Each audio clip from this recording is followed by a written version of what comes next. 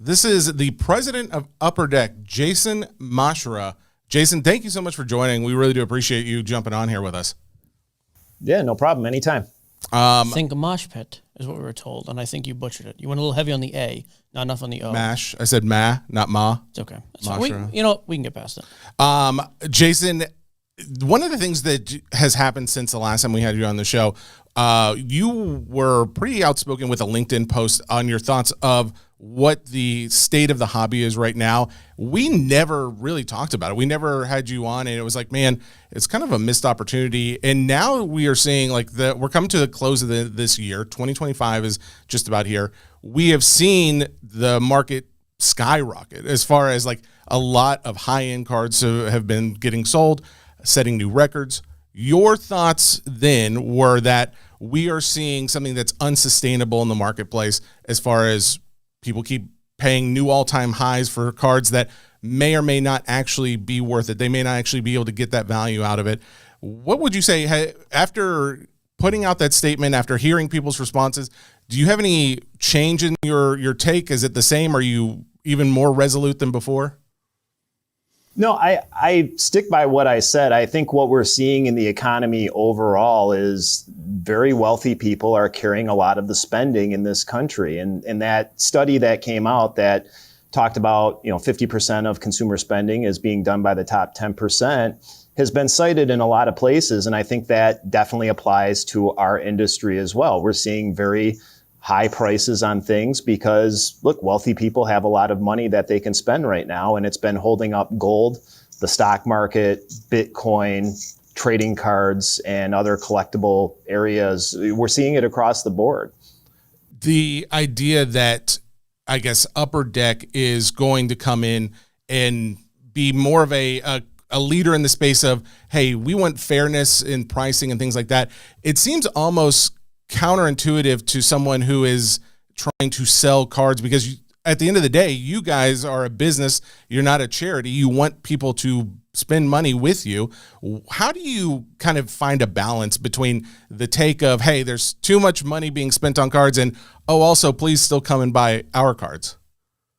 Well, it's not that there's too much money being spent. It's just that there is rampant speculation, which means that at some point the speculators move on. And that happens in any of these places. And my cause for concern is that normal consumers, normal collectors who are trying to keep up with the Joneses are the ones that are going to be left holding the bag when everything's said and done. At the end of the day, if people want to spend a lot of money, more power to them. And I think there is a different dynamic going on here that doesn't get talked about enough, is that there are more wealthy people in society than ever before. There is generational wealth being passed down to kids and, I would say millennials now as their parents get older, and that creates opportunity. I think there is a way to serve all the markets, but again, what we're seeing is there is a lot of buying to buy. There's a buying to flip.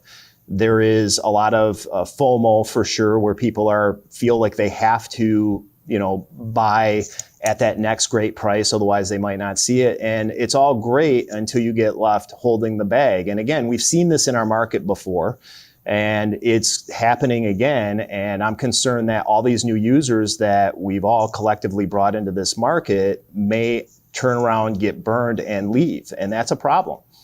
Yeah, to that point, I have often asked, because I've been doing this for 15, 20 years now, it still amazes me. Like, give me the next big rookies. Cooper Flag right now. Like, Cooper Flag's first Topps cards and Topps Chrome cards and Prisms when they come out are going to sell absolutely through the roof. Like, even something as simple as a Prism Silver PSA 10 is going to go for $2,000, $3,000 out of the gate. His first patch autos from whatever product is going to go for, 4 figures, 5 figures, even up to 6 for the logo and all this stuff. I always say this. I've been going to shows. I've been breaking, doing content, all this stuff. I never meet the people who are buying those cards. Like, who? Because we know they're going down. Like, I don't understand who are these people. Jaden Daniels is a perfect example. He was awesome last year. Why were people spending that kind of money on his cards? Drake May was not that great last year. And every year, it is the next shiny thing. So I guess a long way of asking, like, so your contention is just we have a lot of people simply speculating on stuff like that, at least.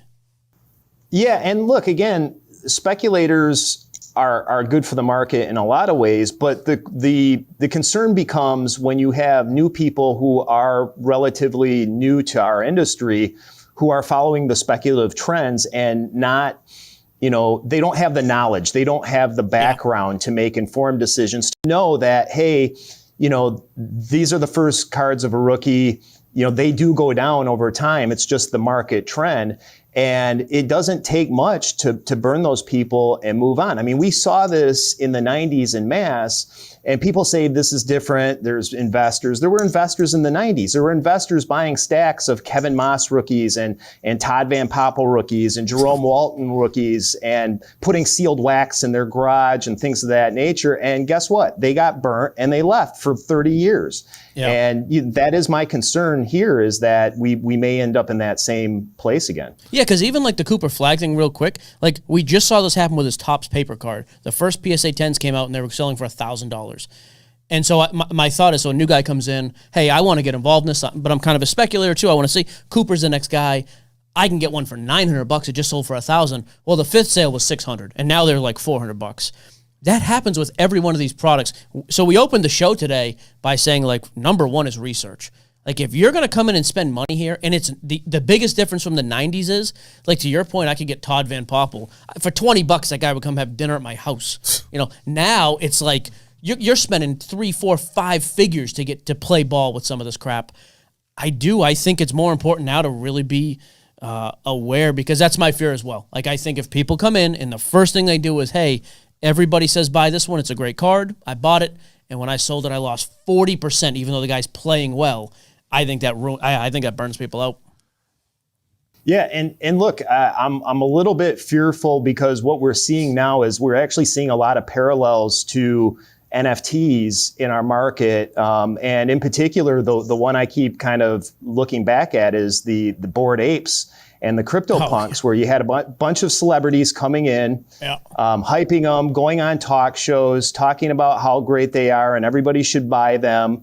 And everybody jumped in, and a lot of those people got left holding the bag. Now, I do think there's some very important differences between the trading card market and the NFT market, but there are a lot of similarities. And one of the biggest ones that we're seeing was a lot of the companies that were selling the NFTs, or marketplaces for the NFTs, were manipulating the heck out of those prices and those items. And we're seeing similar trends here in our market right now. I mean, it's a little bit frightening when you start to look at some of the things that are going on right now, because we have the potential to leave a whole bunch of really good collectors holding the bag. Jason, so